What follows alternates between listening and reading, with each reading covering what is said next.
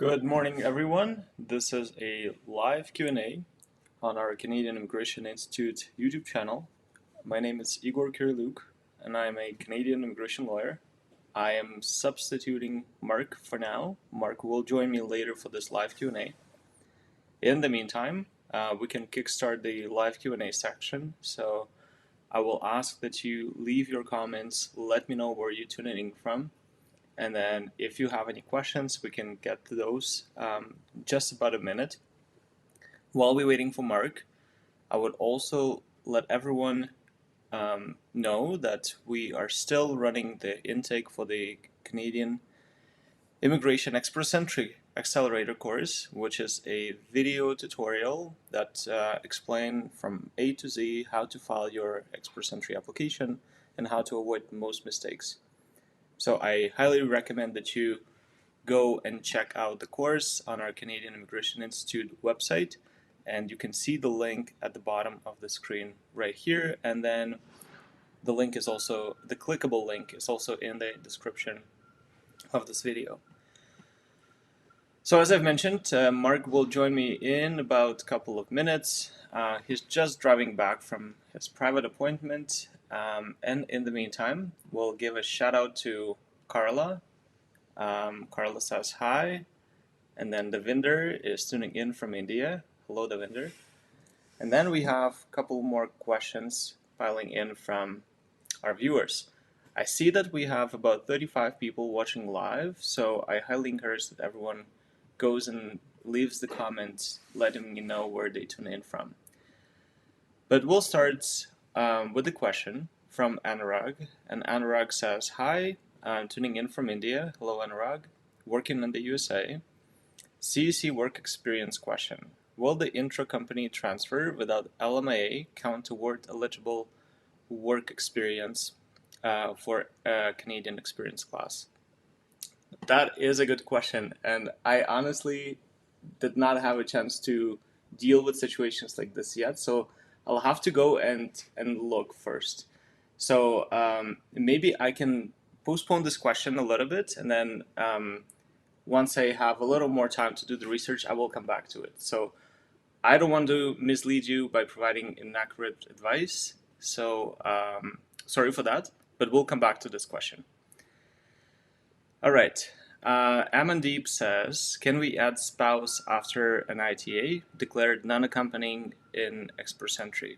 So if you add a spouse after the ITA, that means that your points will have to get recalculated. And so if your points drop after you get an ITA, but before you submit EAPR and before you land as a Canadian permanent resident, that means that with the spouse, if your points go below the minimum level needed for the ITA, you may become ineligible.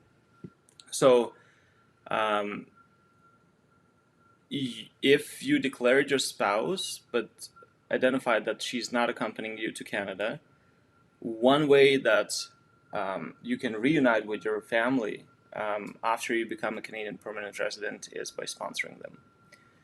But again, this is the strategy that was used by many people in the past, even when the CRS score was really low comparatively to what we have now. People would apply for Express Entry alone and declare their spouses as non-accompanying, and then they would sponsor them. If you change that your spouse is now accompanying, that completely changes the game. Your points will get recalculated. All right. Okay, let's see. Carla is asking, can I give my old medicals of 2 years back if asked by RCC under RNAP? So medical exams are valid just for 1 year, so you will need to take the new one. All right. Okay, this one is again from Amandeep. When can we expect stem draw? Well, this is a little bit tricky because let me see if I can share the screen.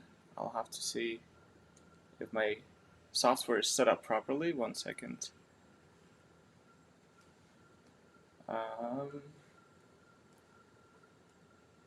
Just give me a moment. Okay, it should be. Okay. So if we go to IRCC, Express Entry, and then rounds of invitation, and we can click this link, we can see that right now IRCC seem to be targeting mostly people who are in Canada. Okay, so we know that they want to reduce the number of people coming in. They want to tackle the number of temporary residents as well. So it's a trend that we start to see more and more. So provincial nominee program, 686 CLS points. It looks like Mark is joining me. Let's see. I will add Mark right now. And then just give me a moment. Okay. Mark, I think you should. All right. Yeah. We just started a couple of minutes ago, and I already had a question that I didn't know how to answer. So I kept it until you returned. Oh, great. Sorry, I was running behind. I had to go get some blood work done this morning. And oh my goodness, I went super early and I was there for almost 2 hours waiting to get in just to have them take 2 minutes to take a little bit of my blood. So anyways, thank you, Igor, for getting things started and so we could make sure we started on time. Thank you. Yeah, no problem. So I'm just gonna add you to this screen as well. Sorry, it's all rough and tumble. Okay. Perfect. Yeah. So what we're the question that I'm answering right now, Mark, is when can we expect the stem draw? And I'm saying that right now it looks like there is a trend when RCC is inviting more people, more of those people who are in Canada right now. So we see Canadian Experience Class, PNP program, and then another PNP, CC, PNP. So there were no stem draws in a while since April. So when we talk about STEM, it's not only people who are abroad, it also means that there are some people who are in Canada. And so they always want to balance. And apparently, my understanding is if they will be doing a STEM draw, the CRS score first will be high. The STEM draw will be most likely coming in the next couple of months.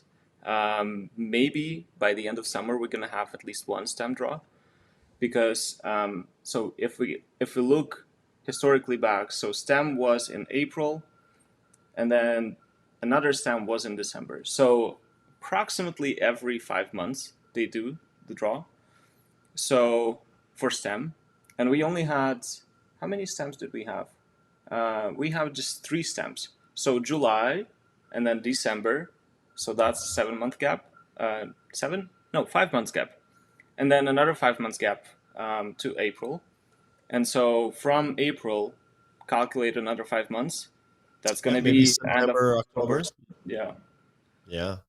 Yeah. And the interesting thing, Igor, too, is that with these category-based draws, I remember Alicia and I attended an employer kind of, outreach that IRCC did to talk about the category-based draws and how they were going to roll them out, the percentages and, of invitations that they were going to be extending to people in each of the categories. And on the list, STEM was right up near the top in terms of numbers of invitations issued.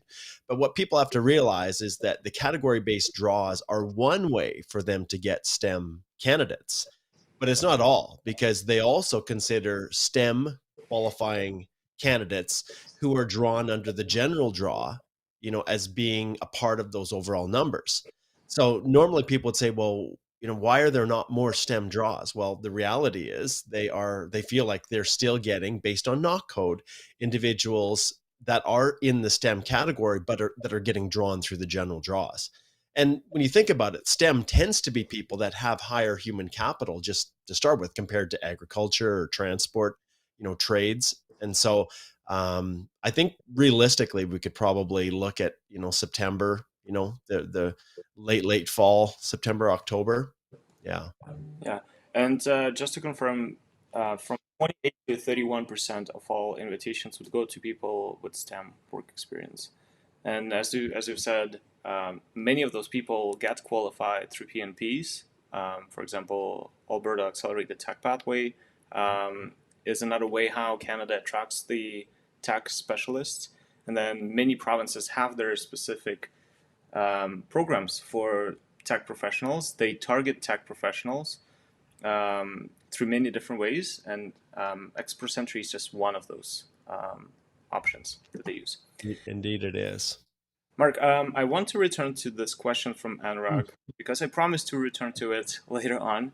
So Yeah. Anurag is asking if the work experience with the intra-company transfer without LMIA counts toward eligible work experience for CC. I didn't risk to answer this question because I never had a client with this situation, but maybe you had. Yeah. So I'm just trying to figure out. So he's from India, but he's working in the US.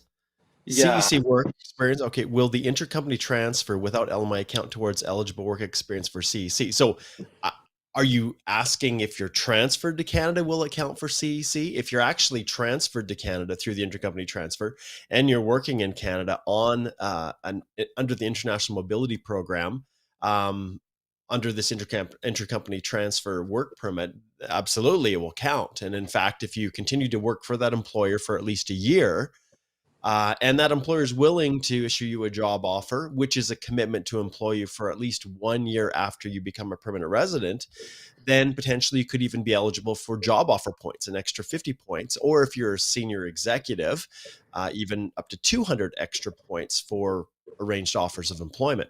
But I can't tell you how many times I've seen people who work for large companies who are transferred to Canada on intercompany transfers where they have a policy of not supporting PR, and it has been a real headache, a real nightmare. And without the employer support, you're not getting any of those job offer points. But for straight CEC, if you're transferred to Canada on a Canadian work permit, you're working under, an intercompany transfer permit. There's no reason at all why you can't count that towards CEC. yeah. The next one would be from Abhishek. Do you think, and I think that's a typo, Alberta Alberta. PNP will be point Yep. based? It's so sad to say only those with LMIAs are given chances, which makes postgrad work permits holders difficult. Yeah. So understand that when they're looking at this and they're trying to determine where they're going to go, I think the only solution they have is to follow the pattern of BC and Ontario. It's the only reasonable solution. 2 weeks ago, Friday, Alicia and or actually just me, I attended a meeting with the heads of the Alberta Advantage Immigration Program, and they were looking for, you know, feedback from us. And it was a bunch of immigration lawyers that were invited to attend. And we offered direct feedback on what they could do, because this race to file system that they've got in place right now is bad. It is not what they want to do. In fact, we hear all kinds of reports, and I've provided feedback to the province on this. But anytime you've got people that are looking to make a buck, corruption will creep in, and people trying to sell spots to, in the portal that they've locked down. Like, all of that is just not cool. But they set it up, and they should have anticipated that this was going to happen. So how do you deal with a situation where you have way more people than you have spots? Well, you follow the same pattern as BC and Ontario. You follow the pattern of Saskatchewan, the other provinces that have points-based systems, and that's what you do. But the question is, how are those points going to be allocated? So it may be that if you're a postgrad work permit holder who's studied in Alberta, that you get a whack of points because of that. Because if you've studied in Alberta, it's more likely, and you're working in Alberta, it's more likely that you're going to stay in Alberta. So you may very well be more attractive almost than someone who has an LMIA, but they recently moved from Ontario, right? And so take this into consideration. There's a lot of different ways in which they can break down those points.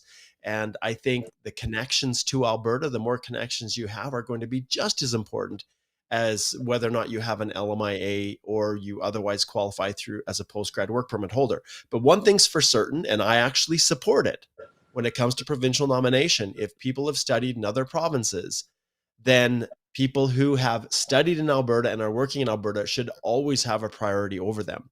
Because the reality is, where you first lay down roots is almost always where you want to end up. and individuals who then obtain permanent residence in Alberta, if they're not staying in Alberta, then that's a wasted spot for the program. The federal programs are designed for people to have freedom of mobility and do whatever they want. The provincial programs are designed to allow the provinces to have control over the nomination process, to encourage people who they think are actually going to live and contribute and stay in the province to be the ones that receive the nominations. So that's my thoughts on that, Abhishek. Okay. And then we'll move on to Ben Cyrus. Express Entry asks, if I studied full-time during the work experience, I studied and worked full-time for the first 3 months. It was allowed under international students public policy then. What should I say? Yeah, I'd break it down into two pieces is what I would do. Remember, the profile is, there's no human that assesses the points. It just, through, algorithms or whatever, it calculates the points automatically based on the answers that you provide. So if you, the first 3 months, were still studying when you were working full time, then I would break that down into two sections, or I would choose not to include in your work history the time period where you're not eligible to claim those points, but then include it in detail in the personal history section. So you include everything that you've done over the last 10 years, part-time work, the work done while you were studying. If you had multiple, casual positions you were doing at the same time, list them all in the personal history. But for the work history, only list the work history that you can claim points for. However, once again, if for whatever reason you just say, well, I don't feel right not including it because I worked for that employer and it was technically continuous work. Well, if that's the case, then break it down into two work history entries. And then the first one, you indicate, yes, it was done while I was studying full time. And then it just won't give you points that you are not otherwise eligible for. Okay. All right. So then we have a question, and sorry, I'll have to close this one. This one is from Canada, and Mark, I'll have to pronounce it. No, you do it. It's fine. Yeah, let's see. Mm-hmm. Yeah, it's Kanada Kagnada, which is in Russian language. So super chat. Can you pull up right? the question? So Yeah. Here's the super chat. Okay. So Kuwait holder and Syrian national waiting for 19 months for PNP. What are our steps? So in terms of long processing? Yeah. Igor, what do you think? Mandamus? Is there? Yeah. It's hard to tell. Lisa. It really depends. She's Lisa. Yeah, and it really depends on many things. For example, we had a client applying for the ONP, and the processing times that the ONP posted for this type of application was 6 months. It's beyond the 6 months now. It's approaching probably 8 to 9 months at this moment. Do we wait? Yes. Does the status of the application change? Yes. Does it give us grounds for any kind of remedy, like mandamus, for example? No. Because as long as there's recent update to your file and the actual work is going, then you just have to wait for the finalization of the processing. If the file is sitting without any actions on your file and there is a reasonable delay, then you may consider reaching out to the program and sending them the web form, inquiring about the status of your application. And if nothing happens, then you should probably speak to a lawyer, and then we will see what exactly is going on with your file. All right, so this one, let me just pick up another question. 1 second. Trying to find where I got stuck. Okay, so Shazzy says hi from Manitoba, and then we have another viewer saying hi. Okay, and then Iftech says, good afternoon, Mark. We got our PR last week upon landing, living in Ontario. Thanks so much for all the support your channel has given. I took your consultation twice, and they have been great. Highly recommend. Thank you so much, Iftech. Awesome. Okay. Manpreet says, I filed my case for judicial review for visitor visa refusal for Red Seal welder exam before 2 months. Okay, now I see. Still don't have any response yet. Kindly guide me. What is the timeline for judicial review? Manpreet, did you hire a freaking lawyer to help you? If you hired a lawyer to file your JR, that lawyer should be able to answer that question. Um, it just depends, but 2 months is nothing. That's nothing. It's going to take a very long time. So, yeah, I'm always curious when people come on here. When hopefully, if you hired a reputable immigration lawyer to assist you, they will be able to give you an idea of how long it's taking with these judicial reviews. So, but I can tell you, yeah, 2 months is nothing. Like Igor, what we've had them, like they can take up to a year sometimes, depending on the situation. They usually move more quickly than that. But yeah, if we're talking about a leave application for JR, what are your thoughts, Igor? So when it comes to leave application, once you file the leave application, they should send you the notice to appear within 10 days. So that's the first communication you should get. If you didn't get notice to appear, then there might be an issue with how you filed your application. Maybe you didn't pay the fee. Who knows? Yeah, who did you hire, Manpreet? Yeah. Like, did you actually use a Canadian immigration lawyer called to a bar of one of the provinces in Canada or territories? That's my question. Or did you use some scammer who, who duped you? Yeah. Because realistically, all those answers should be given by the person who filed your JR. Yeah. And then after you get the notice to appear, then you should wait for Rule 9 reasons. And those should come in about 4 to 8 weeks. It really depends. We typically expect about 4 weeks wait time for the Rule 9 reasons. But in general, what I probably would do here, Mark, I can share the screen. Sure. And I can show you just a random case that I punched in on the federal court's website. And you can see the chronology of when the application was filed.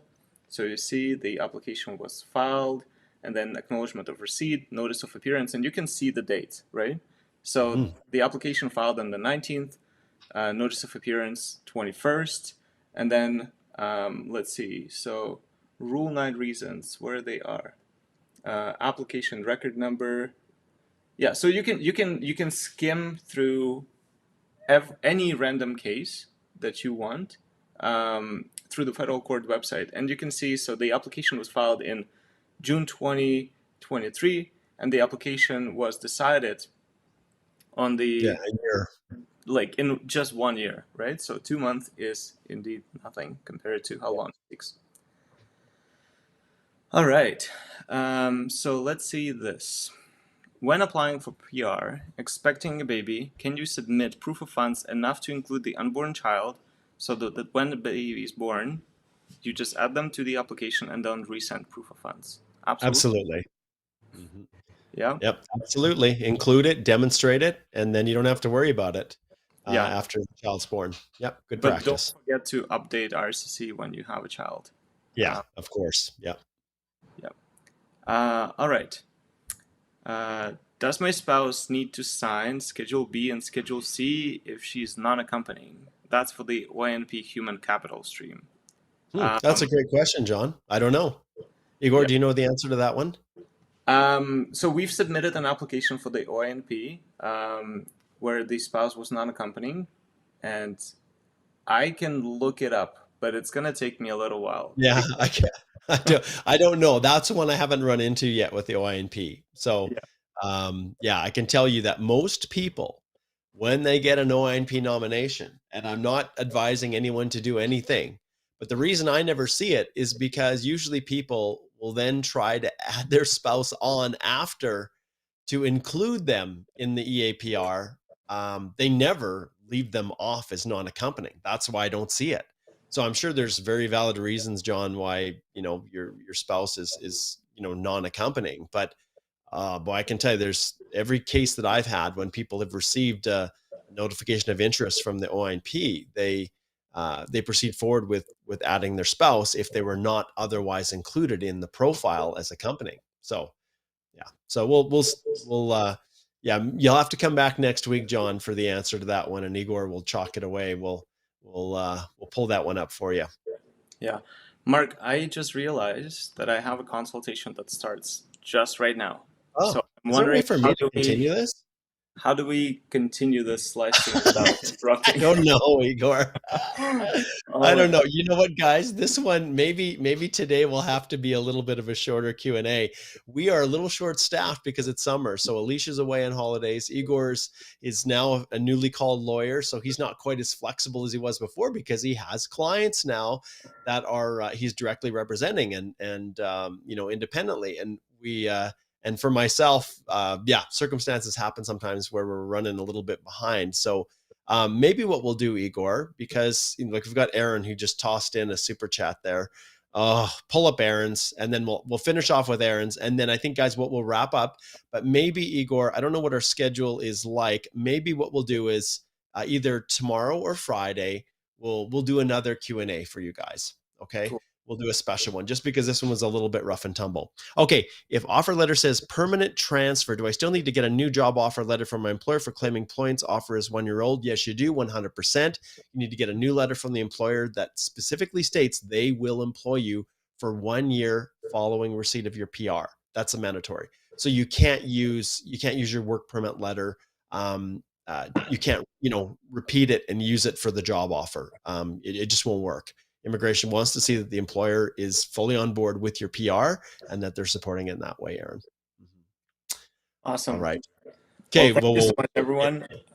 Sorry for making this very short. yeah, Sorry for not answering all of the questions, and we'll see you a little bit later this week. you bet. If you haven't subscribed to the channel, do so because you'll get a notification. When and obviously ring the bell. Make sure that you get a notification for our upcoming live. And like I said, we'll figure it out. We'll try to post it right away, either tomorrow or Friday.